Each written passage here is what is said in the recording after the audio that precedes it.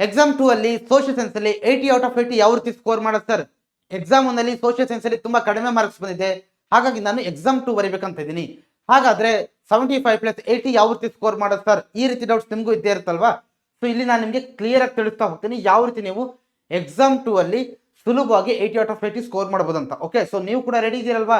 ಮತ್ತೆ ಯಾರ್ಯಾರು ಎಕ್ಸಾಮ್ 2 ಬರೀತಾ ಇದ್ದೀರಾ, ಸ್ಪೆಷಲಿ ಸೋಷಿಯಲ್ ಸೈನ್ಸ್ ಅಲ್ಲಿ ನಾನು ಎಕ್ಸಾಮ್ 2 ಬರೀತೀನಿ ಅನ್ನೋರು ಕಮೆಂಟ್ ಅಲ್ಲಿ ಬೇಗ ಬೇಗ SST ಅಂತ ಆಗ್ತಾ ಹೋಗಿ. ಓಕೆ, ಬೇಗ ಬೇಗ ಕಮೆಂಟ್ ಆಗ್ತಾ ಹೋಗ್ಬೇಕು SST ಅಂತ. ಸೊ ಮತ್ತೆ ನಿಮ್ಮ ಫ್ರೆಂಡ್ಸ್ ಕೂಡ ತುಂಬಾ ಜನ ಇರ್ತಾರೆ, ಎಕ್ಸಾಮ್ 2 ಬರೀಬೇಕು ನಾನು, ಸೋಷಿಯಲ್ ಸೈನ್ಸ್ ಅಲ್ಲಿ ಕಮ್ಮಿ ಬಂದಿದೆ ಅಂತ.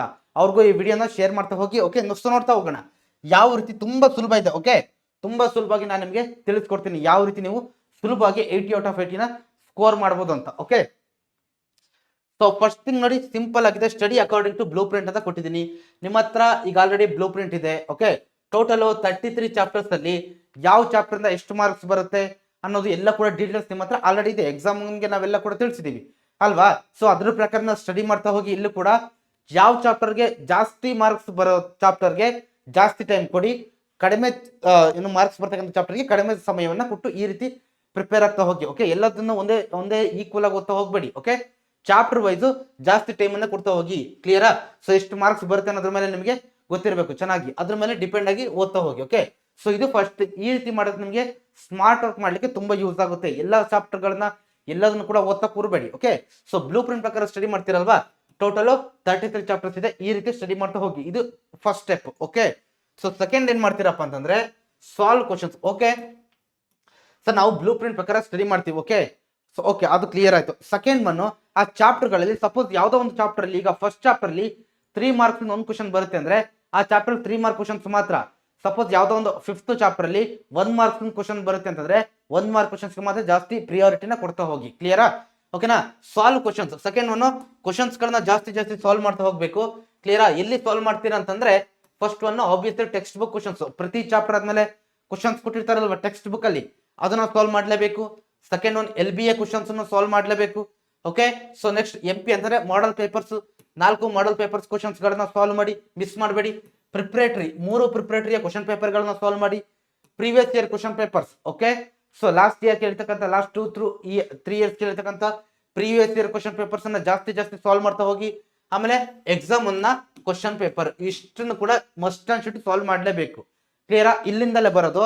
ಸೊ ಇದರಲ್ಲಿ ನಾನು ನಿಮಗೆ ಏನ್ ಹೇಳ್ತೀನಿ ಅಂತಂದ್ರೆ focus more on, okay, focus more on MCQ plus 1 word. ಕ್ಲಿಯರಾ? 1 ವರ್ಡ್ ಮತ್ತೆ MCQ ಕ್ವಶನ್ಸ್ ಮೇಲೆ ಜಾಸ್ತಿ ಫೋಕಸ್ ಅನ್ನ ಮಾಡ್ತಾ ಹೋಗಿ. ತುಂಬಾ ಜನಕ್ಕೆ ಇದೆ ಡಿಫಿಕಲ್ಟ್ ಆಗಿರೋದು ಎಕ್ಸಾಮ್ 1 ನಲ್ಲಿ. ಕ್ಲಿಯರಾ? ಓಕೆ, ಕ್ವಶನ್ಸ್ ಕ್ಲಿಯರ್ ಆಯ್ತಲ್ವಾ? ಯಾವ ರೀತಿ ಯಾವ್ದನ್ನು ಕೂಡ ಮಿಸ್ ಮಾಡಬೇಡಿ. ಕ್ಲಿಯರಾ? ನಾವು ಕೂಡ ಕ್ಲಾಸಸ್ ಗಳನ್ನ ಮಾಡ್ತೀವಿ. ಓಕೆ, ಮ್ಯಾರಥಾನ್ ಕ್ಲಾಸ್ ಮಾಡ್ತೀವಿ, previous year question paper class ಮಾಡ್ತೀವಿ, ಮತ್ತೆ ಲಾಸ್ಟ್ ಮಿನಿಟ್ ರಿವಿಷನ್ ಕ್ಲಾಸಸ್ ಎಲ್ಲ ಮಾಡ್ತೀವಿ. ಸೊ ಅದ್ರ ಬಗ್ಗೆ ಕೂಡ ತಿಳಿಸ್ತೀವಿ. ಕ್ಲಿಯರಾ? ಓಕೆ, ಸೊ ಕ್ವಶನ್ಸ್ ಗಳನ್ನ ಎಷ್ಟು ಸಾಲ್ವ್ ಮಾಡ್ತೀರಾ? ಇದಾದ್ಮೇಲೆ next focus more on difficult chapters. ಕ್ಲಿಯರಾ? ಓಕೆ, ನಿಮಗೆ ಯಾವ ಚಾಪ್ಟರ್ ಗಳು ತುಂಬಾ ಡಿಫಿಕಲ್ಟ್ ಆಗಿದೆಯೋ ಅದ್ರ ಮೇಲೆ ಕ್ವಶನ್ಸ್ ಜಾಸ್ತಿ ಸಾಲ್ವ್ ಮಾಡಿ ಆ ಚಾಪ್ಟರ್ಗೆ ಜಾಸ್ತಿ ಟೈಮ್ ಅನ್ನ ಕೊಡ್ತಾ ಹೋಗಿ. ಕ್ಲಿಯರಾ?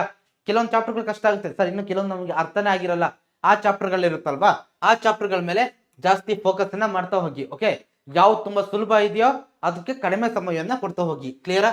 ಓಕೆ, ಸೊ ಇದು third point. Next, okay, attend our marathon previous year question paper classes ಅಂತ ಹೇಳಿದೀನಿ, ಮತ್ತೆ ಲಾಸ್ಟ್ ಮಿನಿಟ್ ರಿವಿಷನ್ ಕ್ಲಾಸಸ್ ಅನ್ನು ಕೂಡ ಮಾಡ್ತೀವಿ ನಾವು. ಓಕೆ, ಕ್ಲಿಯರಾ? ಸೊ ಅದನ್ನ ಅಟೆಂಡ್ ಆಗಿ, ಅಲ್ಲಿ ನಿಮ್ಗೆ ಏನಾದ್ರು ಡೌಟ್ಸ್ ಇದ್ರೆ ಅಲ್ಲೂ ಕೂಡ ನೀವು ಕ್ಲಿಯರ್ ಮಾಡ್ಕೊಂತ ಹೋಗ್ಬೋದು. ಓಕೆ, ಸೊ ಅಲ್ಲಿ ನಿಮಗೆ ಕ್ಲಾರಿಟಿ ಸಿಗ್ತಾ ಹೋಗುತ್ತೆ. ಸೊ ನಮ್ಮ ಕ್ಲಾಸಸ್ ಅಟೆಂಡ್ ಮಾಡಿ. ಆಮೇಲೆ last one very important, focus on good answer writing. ನೋಡಿ, ಇದು ವೆರಿ ಇಂಪಾರ್ಟೆಂಟ್. ತುಂಬಾ ಜನ ಎಕ್ಸಾಮ್ ನಲ್ಲಿ ಆನ್ಸರ್ ರೈಟಿಂಗ್ ಅಲ್ಲಿ ಮಾರ್ಕ್ಸ್ ಅನ್ನ ಕಳ್ಕೊಂಡಿರ್ತೀರಾ, ಡೆಫಿನೆಟ್ಲಿ ಕಳ್ಕೊಂಡಿರ್ತೀರಾ. ಆ ಹ್ಯಾಂಡ್ ರೈಟಿಂಗ್ ಕೂಡ ವೆರಿ ಇಂಪಾರ್ಟೆಂಟ್, ಅರ್ಥ ಆಗಂಗೆ ಇರಬೇಕು. ಕ್ಲಿಯರಾ? ಸೊ ಹ್ಯಾಂಡ್ ರೈಟಿಂಗ್ ನ ಸೇನ್ ಮಾಡಿ ಅರ್ಥ ಆಗಂಗೆ ಬರೀರಿ, ಮತ್ತೆ ಆನ್ಸರ್ ಅನ್ನ ಪಾಯಿಂಟ್ ಫಾರ್ಮ್ಯಾಟ್ ಅಲ್ಲಿ ಬರೀಬೇಕು. ಕ್ಲಿಯರಾ? ಪಾಯಿಂಟ್ ಫಾರ್ಮ್ಯಾಟ್ ಅಲ್ಲೇ ಇರಬೇಕು ಯಾವಾಗಲೂ ಕೂಡ. ಆಮೇಲೆ ಸೊ ಮ್ಯಾಪ್ ಕ್ವಶನ್ ಗೊತ್ತಲ್ಲ ಸಾಲ್ವ್ ಮಾಡೋದು, ಮ್ಯಾಪ್ ಗಳನ್ನ ಯಾವ ಕಾರಣಕ್ಕೂ ಮಿಸ್ ಮಾಡಕ್ ಹೋಗ್ಬೇಡಿ. ಕ್ಲಿಯರಾ? ಸೊ ಮತ್ತೆ ಇದಲ್ಲದೆ ನಿಮ್ಗೆ ಇನ್ನೂ ಏನಾದ್ರು ಬೇರೆ ಏನಾದ್ರು ಡೌಟ್ಸ್ ಇದ್ರೆ ಎಕ್ಸಾಮ್ 2 ರಿಲೇಟೆಡ್ ಅದನ್ನ ಕಮೆಂಟ್ ಸೆಕ್ಷನ್ ಅಲ್ಲಿ ಆಗ್ತಾ ಹೋಗಿ. ಓಕೆ, ಸೊ ಈ 5 ಸ್ಟೆಪ್ಸ್ ಅನ್ನ ಫಾಲೋ ಮಾಡಿದ್ರೆ ಡೆಫಿನೆಟ್ 80/80 ಸ್ಕೋರ್ ಮಾಡ್ತೀರಾ. ಬೇರೆ ಏನಾದ್ರು ಡೌಟ್ಸ್ ಇದ್ರೆ ಕಮೆಂಟ್ ಸೆಕ್ಷನ್ ಅಲ್ಲಿ ಹಾಕಿ. ಓಕೆನಾ? ಸೊ ಕ್ಲಿಯರ್ ಆಯ್ತಲ್ವಾ? ಸೊ ಎಕ್ಸಾಮ್ 2 ಅಲ್ಲಿ 80/80 ಸ್ಕೋರ್ ಮಾಡ್ಲೇಬೇಕು. Okay, thank you.